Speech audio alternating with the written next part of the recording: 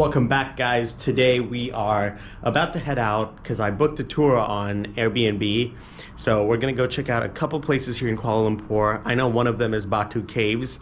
I'm not sure what the other locations are, but it's gonna be a surprise to you and me. So I'm pretty excited, and it's about 9:15, and we're gonna head to KL Central, which is where we start the tour from. And I think it's private, and it was only like $25. But it should be fun.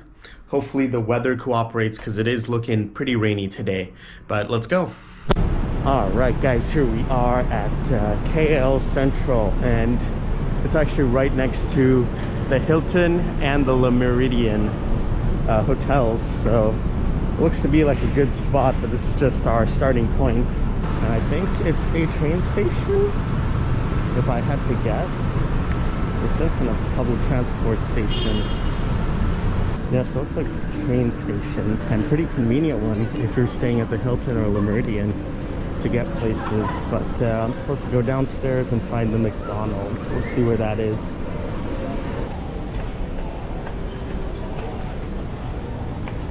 Alright, there's the McDonald's right there.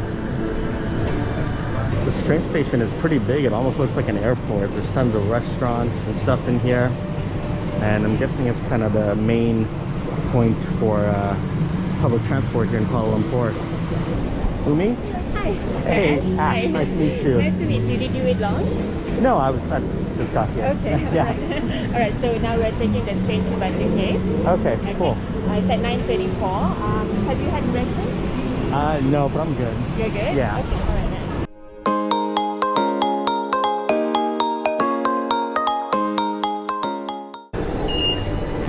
Oh, thank you.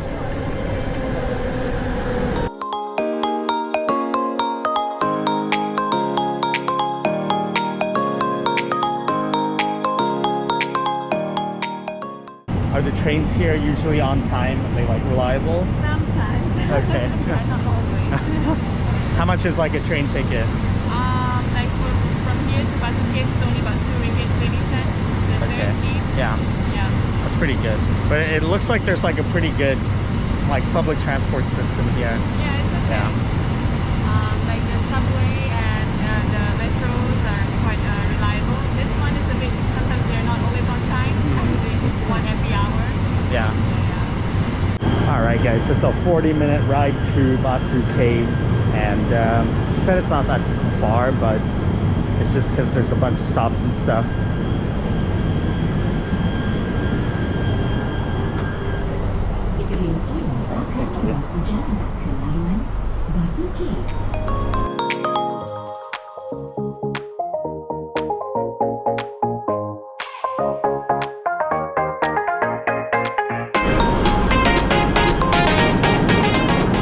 And then how far is the walk from here? This right there. Oh, okay.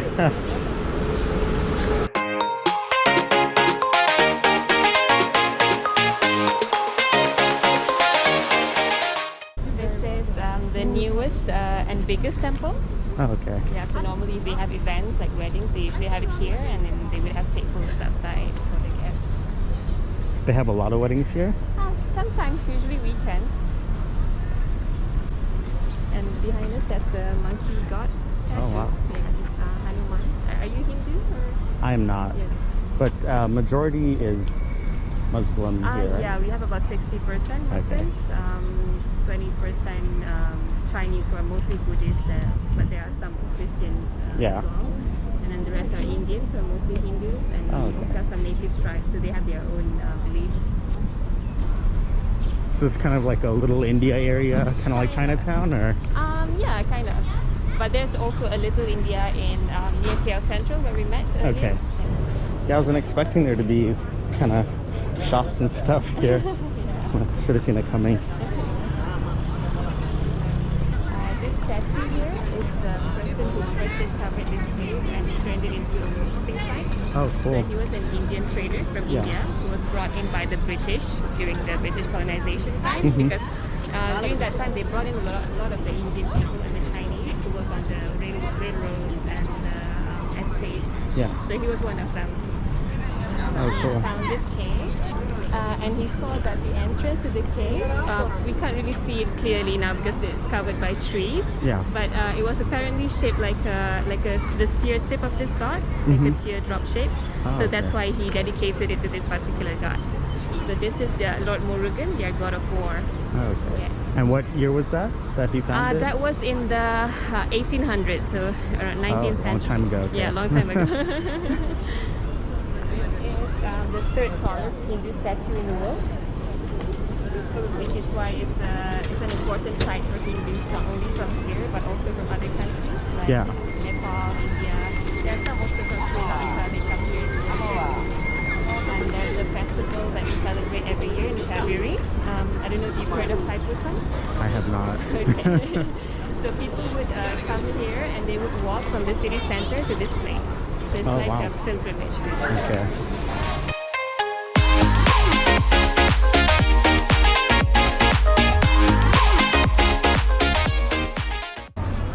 Tons of monkeys. You're not supposed to make eye contact with them, right? No.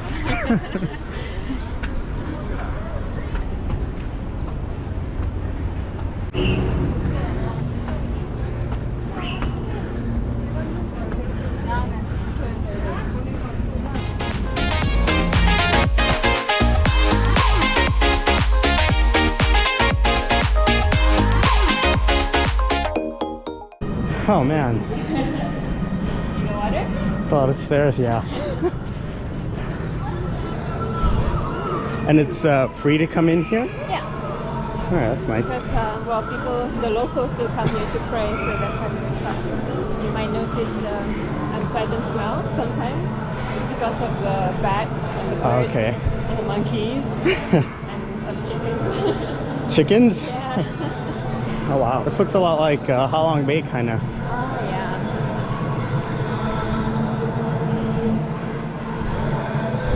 These walls go up way high. It's really cool, and there's a temple in here as well. So there are two temples. This one is one of them, and there's another smaller one up there. Alright. So I'm guessing during Diwali this is pretty packed. I guess so. I didn't know where. Just be careful of the floor. Some parts are uneven. Okay. Most of the Indians here are from South India. From Chennai, so they speak Tamil mostly. They live here, right? They live here, yeah. They've been here since the British time. So they're citizens.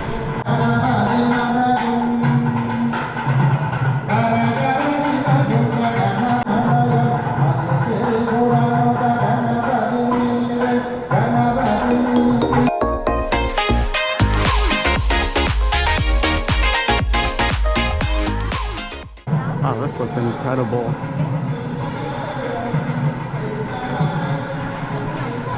And then right under it, there's another little temple. And I'm sorry if I sound out of breath, but I am. It's a lot of stairs. On the good side, though, it is all free to come and see this stuff.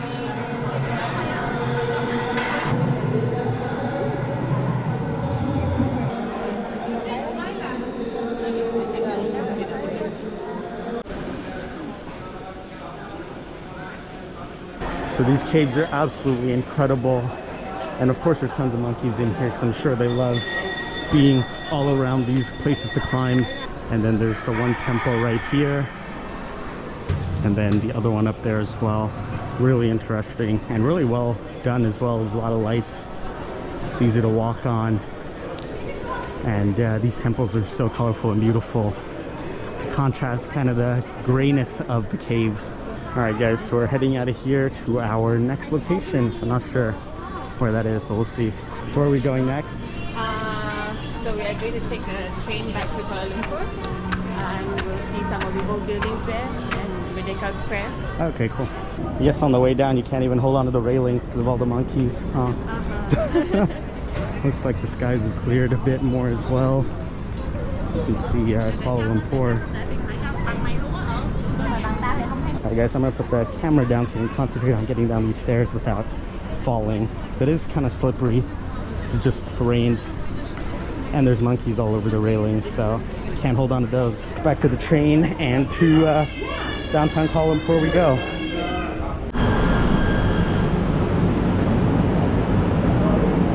we going now? We're going to Merdeka Square. This is actually close to Chinatown, but yeah, I'll show you some of the old buildings around there. This is the oldest train station in Kuala Lumpur. So most of the old buildings here were built in the late 19th century. Yeah. 20th century. So that was during the British colonization period. And they were mostly designed by the same architects, so they have very similar. Okay. So it was a British, but he spent a long time in India. Yeah. Because British also colonized India at the time. So a lot of his work was inspired by the Mughal, the Indian Muslim culture there. So you can see very Islamic features like the domes there and the arches.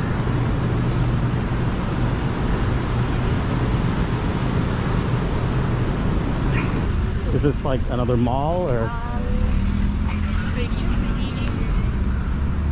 to be a fresh produce market where they sold vegetables and meat. But in the 1980s, they turned it into an art and craft market. Okay. So this is where you can find souvenirs. Have to wait for the cars to stop for you before you cross, because they're not going to stop you. Yeah. No, I'm used to that after basically, especially Hanoi. Yeah. But if you just came from Singapore, I have to tell you that. Yeah. In Singapore, people really follow the rules.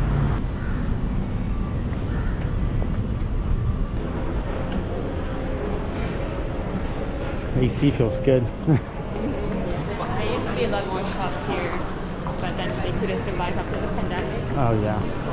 These are made by their native tribes using the things they find in the forest. That's cool. She said this used to be like a produce market, and now it's this. Yeah, so it's just a bunch of kind of souvenir shops in Central Market. Not my vibe, but if you want a gift, this is where to get it. Have you heard of batik? Sounds familiar. It's a form of art where you draw on fabric using hot wax. Okay. And then you put color in. So they have a workshop here where you can pick any of these pre-made ones for you, and then you can just color them. Oh, that's I cool. think they also have an experience on Airbnb where you can do everything from scratch. So this is made with wax. So it will help to separate the colors when you put the color on. Oh, let's see. That's pretty cool. That's like a traditional Malaysian kind of art, or yeah. It's more Indonesian actually, because we are very similar in culture.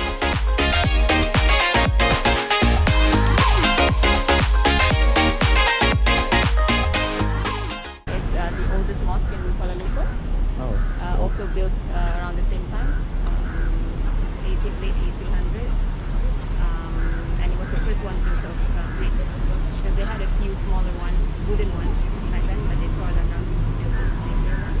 Right. So the wooden one used to be here, and then a few scattered around. Yeah. And also designed by the same architect, so it looks almost similar to the train station. By the British architect? By the British architect, really? Yeah. It's weird. Yeah. And this place is quite important in Kuala Lumpur because it's how the city got its name. Oh, okay. Yeah, you know what Kuala Lumpur means? Does it mean like swamp or something like that? Kuala means the meeting point of two rivers, the confluence of two rivers, and Lumpur means mud. Okay. So technically muddy confluence. That's I what it guess means. that was kind of close. Yeah. So back in the days, during the British time, they brought in the Chinese people to work on the tin mines. Right. Because we were one of the biggest tin producers back then. Mm-hmm. So the tin miners had to travel on boats to go further north to get to the tin mines. But they couldn't go all the way because the water was too shallow and it was too muddy. So what they had to do was they had to park their boat somewhere around here and continue the rest of the way on foot. Okay. So that's how it became a busy place where people met and traded. Yeah. And then businesses started to crop up around the area, and that's how the city began. Wow, that's interesting. Yeah. So if you see on the wall here, there's this mural that tells you how it looked like in the past with all these boats and the traders. Oh wow. Didn't even notice that. I've noticed that a lot of kind of buildings and stuff have been painted here, like even by like Jalan, Alor. Oh yeah, yeah. It's like a lot of buildings. I think in Malaysia it started in Penang. Okay. First with all these street arts, and then all the other states copied them. Yeah. Their own street art. It looks nice. I like it. Yeah, they all tell a story.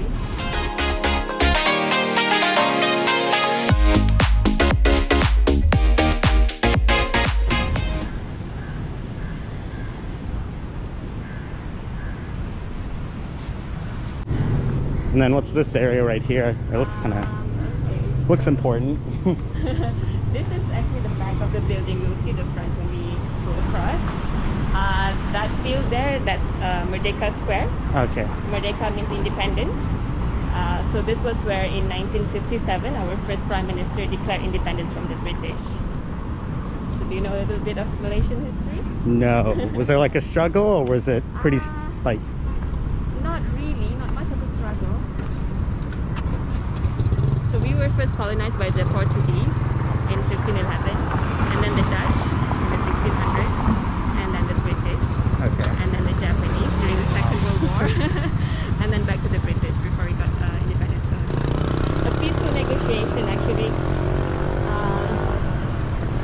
And then I think the British was also like suffering after the Second World War, and it wasn't very profitable for them anymore to keep all these Yeah. countries, you know, so they agreed to give us our independence. So this is the Sultan Abdul Samad building. Now it's the Ministry of Tourism office, Okay. but even before it used to be like the government offices, and for a period it was the court of law. And when was this built? Also at the same time Ah. as the mosque. So whenever we have any kind of big celebrations like the Independence Day or New Year's Eve, we normally have it here because there's a clock tower there, so it's just going to come Yeah. down. Yeah, this area looks very different to the rest of Kuala Lumpur. Yeah. So this year we had the parade here after 2 years of no celebration for Independence Day. So yeah, we had a big celebration here. They closed the road. Had a concert somewhere here on the field. Cool. And there was a parade. The King and Queen was here. When did you say Independence Day was? 31st August 1957. So we are still quite a young country, only 60 plus years old. So are the King and Queen pretty important still? Not really, they're just symbols like in the UK. Yeah. So we have 14 states and 9 of them have kings. Oh, okay. So every 5 years, these 9 kings would take turns to become king of the country. So we Oh. change our king every 5 years. Interesting. Yeah. So we don't have the kind of attachment like the British do to their king. Yeah. We have 14 stripes to represent 14 states, and the star also has 14 points. The moon is to represent Islam as a state religion. Here is kilometer 0. So all the measurements, like from the other places, they start from here. Like Oh, okay. That's this cool. one, or the actual Kuala Lumpur is from this point. This is like the exact center of Kuala Lumpur. Yeah. Oh, okay. So this is a pretty, I guess, Instagrammable spot here. The I Heart KL sign. But there's tons of people here, as you can imagine.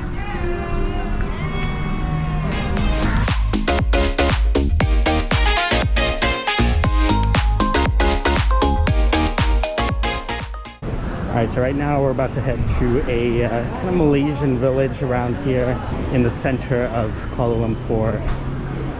Give us an idea of how traditional Kuala Lumpur residents live. And so back on the train we go, which has been pretty convenient and for the most part on time as well. And also cheap. I think it's like, it was like 2 ringgit to get into Batu Caves. Thank you. So it's pretty worth it. So I think it would have cost a lot more using a Grab.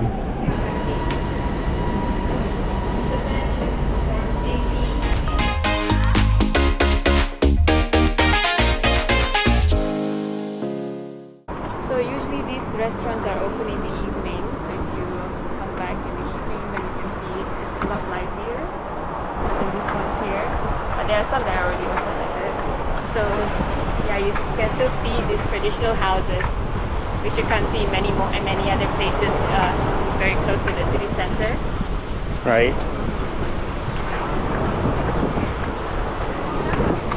So the traditional ones are usually made of wood like this with zinc roof. That's because most of them are now in kind of the high rises, right? Yeah. I'm not sure how long this will be here. Maybe in a few years. I don't know. Maybe they're all gone. So yeah, the really old ones, they still use that zinc as the roof. Right. But the newer, but some of them have been renovated. Like some parts they use brick for the steps, and I think they changed the roof as well. And these houses are completely surrounded by tons of apartments and high rises. It's crazy. And there seems to be a lot of little shops here as well. A bunch of restaurants, which she said are more lively at nighttime. And is this like more of a local area? Yeah. They have chicken rice. I think they have mixed rice here, where you take a plate of white rice and you can just pick anything you want from the chicken rice. They also have satay. You heard of satay? Yeah. They have that at night. Nice. Yeah, so it caters to everyone after work, I'm guessing. Yeah. It smells really good over here, and you know it's going to be good because it's all kind of local shops. Oh, remember the blue rice that I showed you? Right, yeah. You can get it here. It's called nasi prabu. Oh, okay. I think this one is more like northeastern part of Malaysia, like the place where I grew up. Yeah. So they have food from that region. So does it taste any different, or is it The just rice, no. just But blue? just the size Okay. are different. Because it comes in a set, so you Yeah. get everything when you order that. Yeah. So basically this is the main street where you can find most of the food. It's all scattered around. I mean, if you go around, you can also find other restaurants, but this is like the main area. Right. What's this street called? Or how would I find it later? Later. Let's see on Google Map what it's called. Oh, we are here, Jalan Raja Muda Musa. Jalan Raja Muda Musa. Okay. I'll try to keep track of that. So I think I will leave you to explore here. Yeah, it was really nice meeting you. Yeah, thank you. Nice to meet you. Yeah. And I'll put your stuff down in the YouTube video. Oh, thank you so Yeah. much. Okay. All right. Thank you, see me. you. Have a good day. night. Hopefully it doesn't rain. All right, guys, done with the tour, and it was pretty good. Got to see quite a bit, especially Batu Caves, and it's totally worth it for $25. It's a private tour, and Umi's super nice, very accommodating for if you want to change the locations of what you want to see if you've seen stuff already. And her stuff will be down in the description if you want to check it out. But right now, I have to head back to the Airbnb because we're checking out and moving to a different hotel. So our check-in's coming in real close now, so we're gonna head over there, and then after that do a quick little room tour, maybe a hotel tour, and then call it a day. So yeah, I'll see you guys back at the Airbnb. All right, guys, back in the Airbnb, and I'm about to check out and head out of here, but it's been a great stay. Completely worth it for like $13 a night. Really couldn't ask for more. I mean, you get a TV, a big bed, everything's comfy, it's clean. You got everything you need except maybe a fridge and a microwave, but it's whatever. There's so much food around. And again, bathroom's really nice and clean as well. So definitely check this place out if you're in Kuala Lumpur. It's also in a great location, about a mile from Jalan, the Pavilion, all of those great touristy spots. There's also tons of restaurants around here, grocery stores down the street, 7-Eleven, so very convenient spot. But we're gonna go ahead and check out of here and head a little bit to the northern side of Kuala Lumpur and check into the Fairfield by Marriott over there. All right, guys, here we are at the Fairfield. And it looks pretty nice, pretty big hotel. And there looks to be a couple food vendors right in front of here, which is perfect. Let me go ahead and get checked in and we'll check out the room. All right, guys, let's go ahead and get into our room, which is on the 11th floor.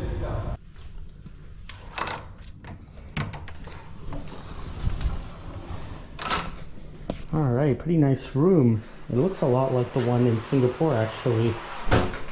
Decent sized bathroom, no bathtub or anything.